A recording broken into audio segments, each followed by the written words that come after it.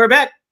It's Rumor and Innuendo. It's a Wednesday. It's a WrestleMania. It's an after WrestleMania Wednesday. And I'm Dominic D'Angelo of AdFreeShows.com, SEScoops.com, and OneTrueSportTV.com. Hey, per usual, we're back. It's Robert Karpelis, WD Creative _ish. Robert, how are you today, man? Good to be back in the homestead, I would imagine, right? Yeah, I got back last night from Vegas. It was almost a week in Las Vegas. Got super wasted and bought AAA. How about that? No, that was Hunter. Yeah. That was what a wild week of professional wrestling. That's not even like the top 10 stories of what we're going to be talking about right now. I think the number one story, obviously, you and I, same place, same time, live at the pool at the adjacent to the pool at the Bellagio. Fun fact, if you're staying at the Bellagio Hotel and Casino in fabulous Las Vegas, Nevada, their pool does not open until 9 a.m. Pacific time, which is insane. Yeah. So we're up, we're ready to go. We were like sitting in this like nice balcony area overlooking the pool.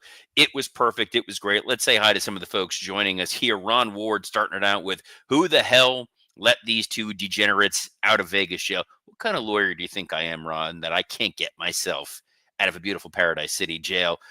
Dre Owen says, hello, R&I. How was Raw and NXT better than WrestleMania weekend? Love them. Easy answer. The pressure for the post-WrestleMania Fallout, a lot less than Mania itself. A lot fewer hands in the pot. Usually what happens is this is the closet best time of the year. Right after WrestleMania show where the nerves are gone, you're moving to Backlash, you're kind of resetting the creative. It's a lot more fun to be a part of than the dregs of Mania itself. 6ix9ine with a very simple welcome. I'm assuming it was welcome back, could just be welcome, which is fine. But Wrestling Old Head with a welcome back. R&I fam, inject this episode into my veins. Johnny Disco's here. Welcome back, R&I. Glad John Cena didn't end this show since he has promised to ruin wrestling. We're not wrestling. We are sports entertainment. That's it. In neither sports nor entertainment, other than, for some reason, an inordinate amount of Dominic D'Angelo chest hair. That's it. I'm letting it loose, man. It's the reset button for everybody, including me. So. Speaking of reset button, the coffee needs me to reset it. I'm here. I'm just stepping away for 2 seconds. Right. I'm just walking. Yeah. But 6ix9ine did actually say welcome back, R&I. So he did clarify.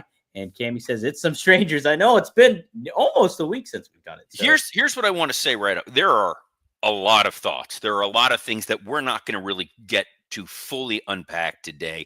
Myself and Scott Chapman are going to be sitting down at 1:30 Eastern to record a very special episode of Working Stiff. It's going to be our episode for the week on our main feed. I'm going to get into the ins and outs of all the matches on WrestleMania, as well as the full WrestleMania weekend experience.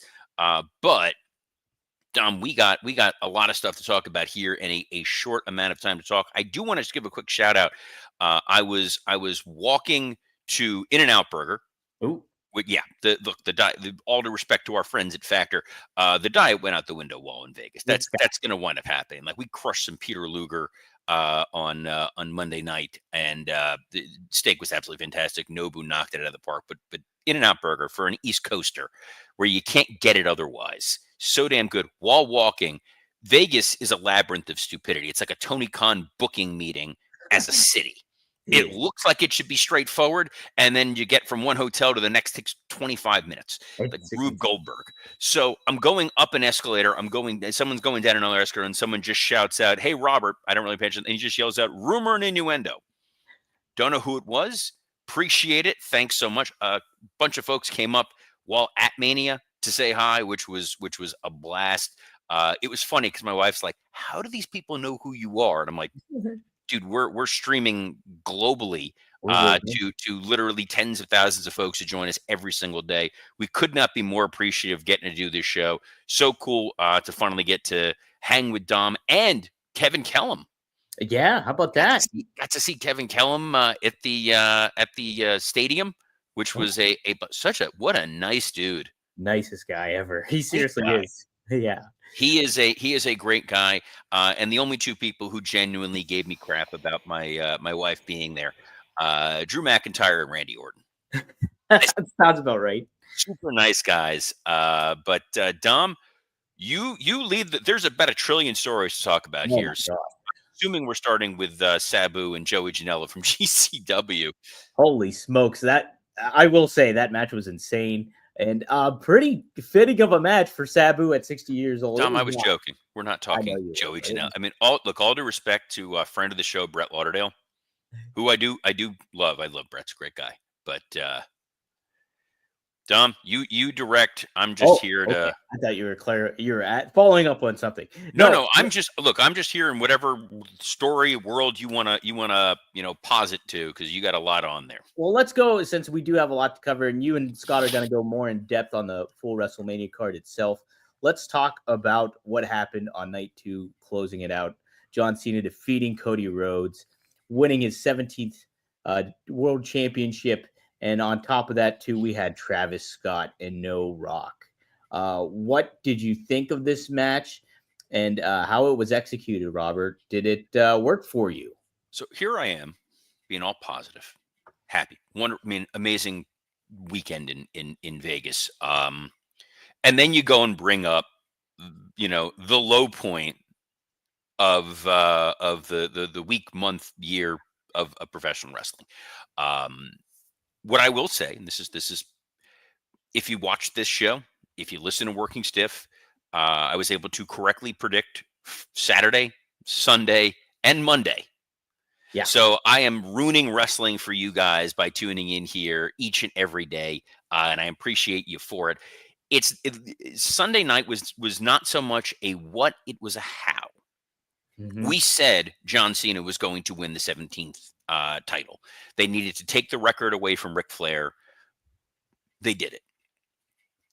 They needed to pivot so that you can do this John Cena retirement tour story properly. They did it. When Travis Scott's music hit, everyone was already baffled. The match, once the match started, I realized, oh, this is what we're getting. I even tweeted it. I said, we're getting the best wrestling match of 1989. When John Cena went to the second rope and hit the double axe handle, and it was a lot of headlocks and wrestles, I'm like, okay, we're doing the intentionally old school, slow wrestling style.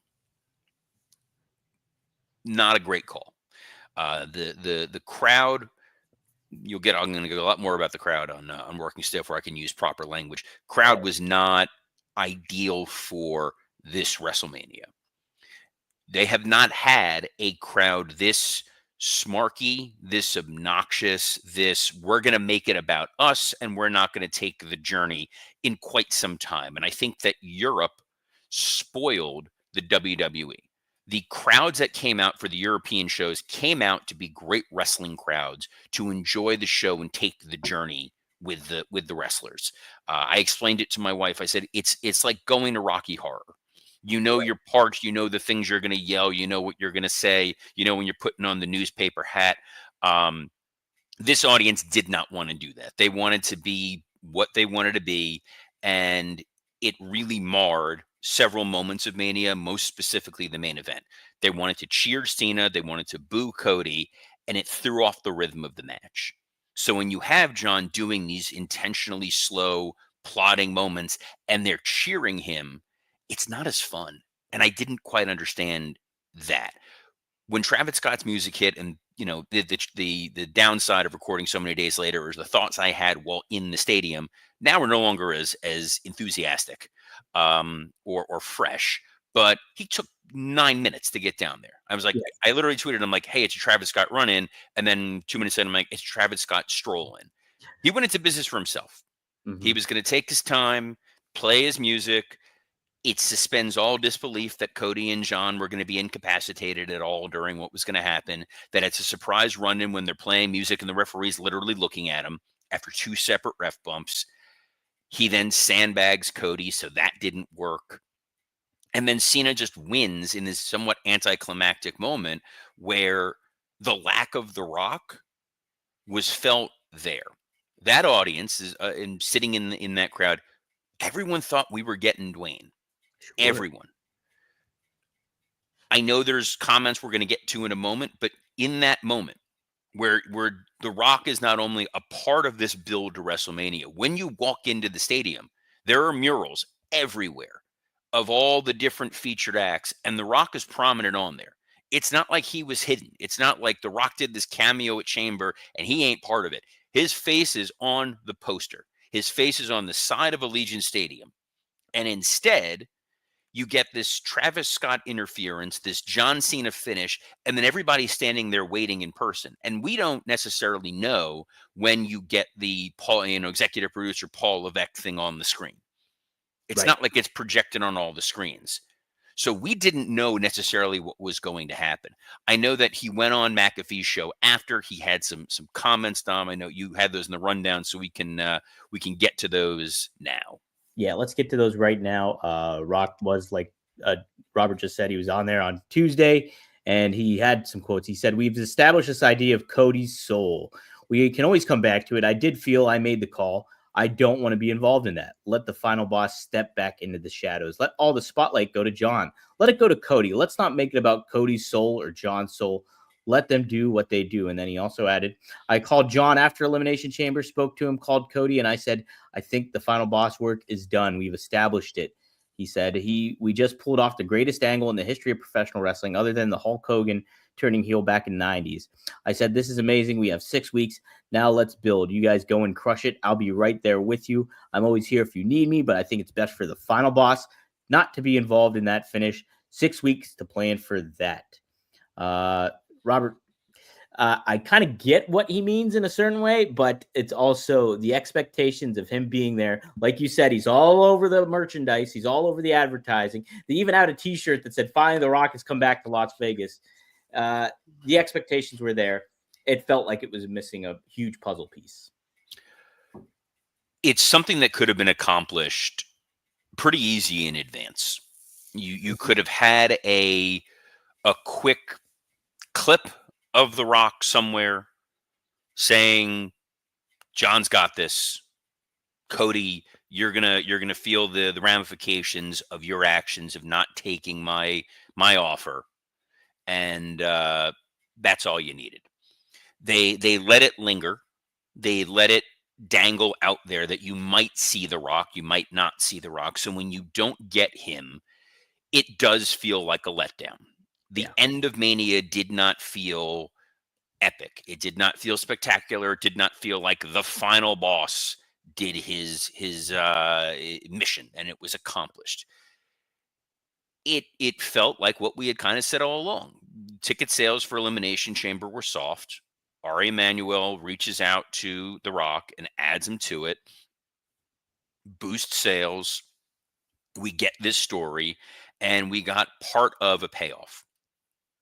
So it's going to make 41 feel like a lesser Mania event because of that. WrestleMania 39 felt like a lesser WrestleMania because it did not end with Cody finishing his story. And when you charge as much as you charge for ticket prices, and you make this the centerpiece of your year, fans expect a certain degree of finality. Even if that finality, by the way, was John Cena and The Rock and Travis Scott's plan comes to fruition and John Cena wins the title. That's okay. It doesn't need to be final and that Cody retains and wins and Hogan must pose and everybody's happy. What it needed to be was we laid out a plan at Rumble, got to it at Chamber, pay it off at Mania, then you're off to the races going forward. If the idea was that The Rock was not going to be a part of there at all, you didn't need Travis Scott. No. I get that he is a very popular figure. I get that his social media numbers are off the charts. But then you're sitting there wondering, well, when's the other shoe going to drop? Where's the other piece of it? And narratively speaking, it didn't put the spotlight on John Cena the way Rock claims it did.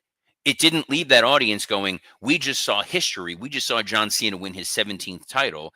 It was, hey, when is Rock? Oh, the lights are coming on. Oh, we have to leave the stadium now. Oh, this sucks. Yeah. That's Yeah. not the way you want people feeling leaving Monday Night Raw. I mean, leaving WrestleMania. Monday Night Raw, on the other hand, those of you smart enough, intelligent enough to tune in to Rumor and Innuendo every Monday through Friday at noon Eastern on a plethora of platforms, we had said weeks and weeks and weeks, a couple things that were going to happen. I said night one of Mania was going to end with Seth Rollins aligning with Paul Heyman. Wasn't much of a surprise to anybody. We got it. I said night two, John Cena beating Cody Rhodes. Not much of a surprise.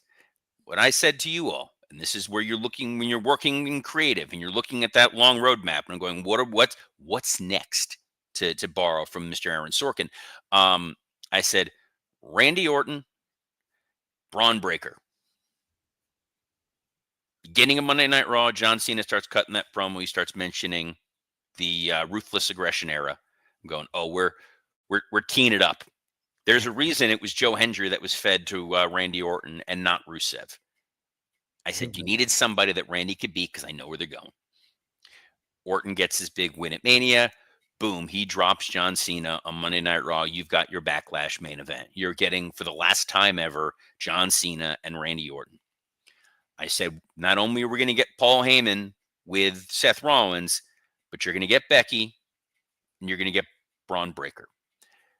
When Becky won the women's tag titles at WrestleMania, I had texted someone. I said, that ain't going to last. And she's going to turn on Lyra on Raw and we're going to get a new tag partner, or they're going to find a way to quickly hotshot the belts and Becky's going to turn on Lyra. And we got it. Got it. You wanted that moment of Liv and Dom together, clinking their titles. It happened. And then you have Seth getting attacked by Punk, Seth getting attacked by Roman. I'm going, oh, here it is. Sure enough, Paul got his Christmas wish early. That he did. And yeah, it sets up some exciting Dom, things. did you freeze? Oh, couldn't tell if you froze or I froze. No, yeah, a little laggy on. It was on your end for a little bit, so guys, let us know in the chat if who's screwing up here. But yeah, it was a well set up stuff, and I'm excited to see what they do with that whole thing. Do you think Paul Heyman with Seth can help Seth in the same form that he's helped Roman Reigns? I think he's going to help Seth significantly. Mm-hmm. I think that this gives Seth Rollins a degree of credibility he did not have otherwise. You know, with Roman, it was a guy who was miscast as a babyface and needed to be taken seriously as a heel. Seth has always been miscast as the number 2 guy, number 3 guy on the call sheet, not the number 1 guy. When you put him with Heyman, he now feels like the number 1 guy. Mm-hmm. Yep, he does.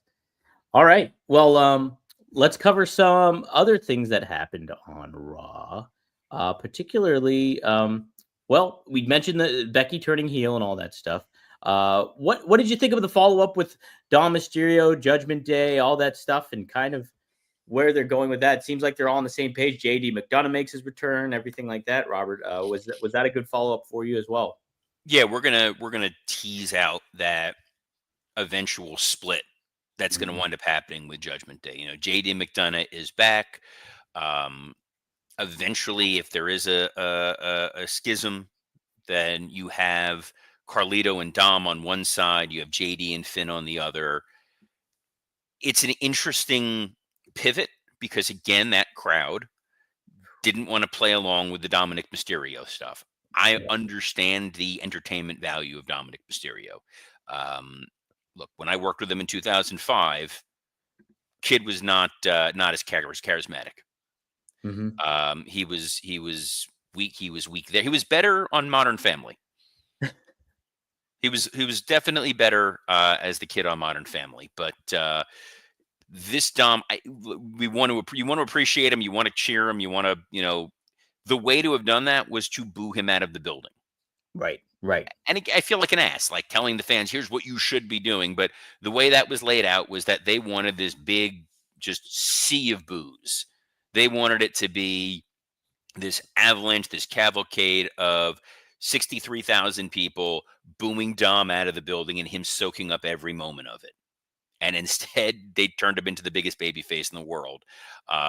It came back a little bit to earth. That's why they put him in there with Penta, because fans weren't going to boo Penta. Bless you. Here's the situation that they're in. Wrestling Old Head points out here, Dom might be in a similar position as Jacob Fatu, where the idea would be to keep him heel, but the crowd loves him. Fatu is easier to keep heel because Fatu is a monster, and he's going to cut these types of promos where he doesn't matter if he's a babyface, he's a heel, he's going to do what he's going to do. The magic for Dom is people want to hate Dom. They want to yell, "Damn it, Dom," at their screen as loud as they possibly can. Yeah, not just on this show either. Not just on this show either. Yes. I will say, it's like you can see there's that fine line between love and hate, and so the aptitude for them to cheer for Dom is there. I think you can handle it in the right fashion, but yeah, it'll be interesting to see what they do with it. There was a lot of setup on that Raw. The one thing that there wasn't the setup is what's next for Jey Uso. It certainly felt like Sammy. Yeah. And that moment where he was saying, the "you deserve it," I kept waiting for that pause of, "but I deserve it too," and then kick his head off. And then I think they looked at the fact that almost every segment on Raw had a turn. Yeah. And they went, "Well, we can't really do this again." Right. So that may be your tease. Sammy does make a lot of sense. And he is someone who can get some really good stuff out of Jey Uso and some real emotion. And the "I deserve it too" thing is pretty compelling. Yeah. He's got the story for it for sure. They set up a little bit of a news story with Gunther coming out there, confronting Michael Cole, almost choking out Michael Cole before Pat McAfee steps in and he gets choked out. Really unexpected segment, because it cut from the commercial to that, and then we get Joe Tessitore making the run in with his Tommy Bahama shirt on and everything like that. Robert, did you like the execution of this? I did. I like the idea that you weren't going to immediately go back to Gunther and Jay. That Gunther was embarrassed that he got choked out. So his response is he's just going to start choking people out. You needed to kind of put Pat potentially off TV for a couple weeks. I know the draft is coming up. Good point. Yep. And you can bring him back and let him do a match with Gunther. And I think part of the fun of that is him biting off more than he can chew, and Gunther having somebody that people love that he can destroy. Yeah. So it could be interesting. Yeah, I like it. Another guy akin to Gunther is Rusev. He made his return on WWE Raw, interrupting the New Day and the Alpha Academy, and he puts the accolade on Otis. Did you like the return of Rusev, or should they have done it differently, Robert? This worked. I had said I thought if they were going to bring him back, there was the possibility they were going to feed Dom to him. But they want Rusev as a heel, and you had a chance to put him into that situation where the crowd's going to cheer, "Hey, he's back. This is exciting." And then he goes and destroys Otis and Tozawa.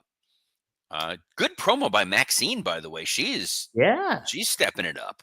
Yeah, right. Yeah, the confidence in her and everything like that was really good walking to the ring. Did you like Io Sky and Stephanie McCool having an unexpected one-on-one match? How could you not? Yeah, this is what the Raw After Mania is all about. They're going to give you a fun match in front of a crowd that knows why this match is so exciting. It's a smart crowd. It's a crowd that's very familiar with both women. They understand, hey, this is in a lot of ways a dream match. Right. So let's do it, and then let's lead to another story involving Julia and Roxanne Perez and Rhea coming out to do the respect move. Totally fine with all that. Right. Yeah, it was a definitely good Raw After Mania, I think, overall. Is there any other big takeaways from that episode that you want to touch upon? I think they hit a lot of the right notes. The whole idea of the Raw after Mania is you're starting your new chapter for the next year to build up to WrestleMania 42. And Mm. you've certainly got the matches to get there. You want to see Seth Rollins versus CM Punk. You want to see potentially Seth Rollins and Braun Breaker versus Punk and Roman as a team, which is a strange combination. You want to see, you know, the Jey Uso title reign begin, but knowing that we are going to get a Jey Uso collision with this new Heyman monster faction, and that it's only a matter of time until Seth Rollins is your world champion. The John Cena, Randy Orton story is fun. The John Cena date thing is a lot of fun. Yeah, it was. It's like I felt like watching an episode of 24. Yeah, Like you're now cognizant of there's a countdown clock going on. This man is holding the title hostage, just like Punk did, and someone's going to have to step up and take it. I know people were upset that Cody was not there. He needs to go on his hero's journey. They did, you know, that finish of Cody had the chance to do whatever it took to keep the title, and he didn't do it. But they told that exact same story with AJ Styles and Karrion Kross earlier in the night. Um, we will close on this because we are just like over the moon, out of time on everything that we need to talk about here. crazy. There's two things I want to touch on. I think that, you know, number one, it's going to be about Karrion Kross, and I like that Karrion Kross brought back this sort of old school ECW thing. So I was getting all the nostalgia vibes, and I will touch on quickly. Speaking of nostalgia vibes, our friends at Magic Spoon are nice enough to sponsor this Rumor and Innuendo post WrestleMania spectacular, because Magic Spoon makes high protein, zero sugar cereal and treats that are reinvented tastes from your childhood. And they've also launched a brand new high protein granola. It's true to the Magic Spoon promise. It's packed with protein and it is incredibly crunchy. I had it in my hotel room when we were in Vegas. It was one of the things that was keeping me going because these were like 15, 16-hour long days. The great news is that they come in these flavors: dark chocolate almond, honey almond, and peanut butter. They have 13 grams of protein, zero added sugar. You guys can get $5 your next order off your next order at magicspoon.com/rumor, or look for Magic Spoon on Amazon or in your nearest grocery store. Magicspoon.com/rumor for $5 off. Someone who was worth every penny was Karrion Kross when he went on this crazed work shoot promo with Sam Roberts. He towed the line. Yes. It was I'm going to give you a buzzworthy pipe bomb moment, but I'm still going to keep it in the fairway, and we're still going to talk about the storyline, which was AJ Styles. You had the chance to beat Logan Paul. Instead, you legitimized this dude. I missed funerals. I missed weddings. I missed family events. I worked my ass off for decades to get a chance in this ring, when all I needed to do was start my own YouTube channel and be an influencer. And that guy gets a match at Mania and I don't. And he gets a match against the best wrestler there is and he beats him, all because you did what you did. And to hell with you, to hell with this company, and then use words we can't use here on YouTube. Wrestling Old Head points out that Cross promo reminded me of the Miz promo on Talking Smack. It definitely did. I'm so fun little side note for that Talking Smack. It was the whole thing with Miz and Daniel Bryan, and what sparked the rumors that Daniel Bryan was potentially going to get cleared and come back was I had tweeted, or sorry, WWE Creative _ish had Oh, tweeted something about the possibility of some stem cells and some neck surgery that maybe Daniel could be good to go. And then he retweeted it with the eye emojis. And people were ooh, like, oh, he's acknowledging that he could potentially come back. And that's what sparked that whole thing. So that was a blast. This is a blast. We are going to be back tomorrow. We're back. I ain't going to Vegas. Dom ain't going to Vegas. We're here. His shirt's going to hopefully be buttoned tomorrow. We don't want that. We don't want to scare the children. But we'll be talking. There's another wrestling company out there called All Elite Wrestling, apparently. oh yeah. I haven't heard much about them. But we're going to talk all things Dynamite tomorrow and our friends at AEW. So you can catch that on a plethora of platforms, including the WWE Creative _ish X account, the @Dominic D'Angelo X account, the @SE Scoops X account, and on YouTube on Rumor and Innuendo, ad-free shows, and Working Stiff. So on behalf of the tallest man in professional wrestling, Dominic D'Angelo, I'm Robert Karpolis. Best of luck in your future endeavors. Ooh, guys, he's right. I am tall.